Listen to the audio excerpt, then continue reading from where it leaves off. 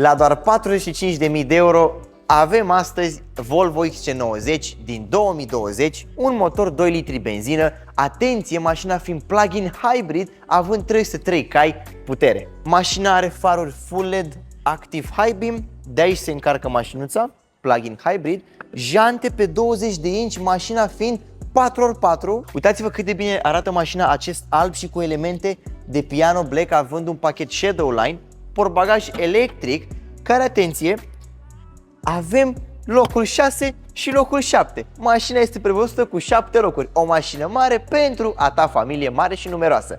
La interior, mașina are scaune din piele full electrice, încălzite cu memorii și, bineînțeles, și un volan încălzit. Bord digital. Atenție, mașina având doar 73.000 de km, ceea ce mi se pare fantastic. Navigație mare cu touchscreen, lane assist, side assist, recunoaștere, indicator rutiere, astea fiind doar câteva dintre opțiunile pe care mașina le are. Și atenție, preferata mea, trapă panoramică, care îți oferă un vibe absolut splendid și spectaculos în mașină. Ești interesat?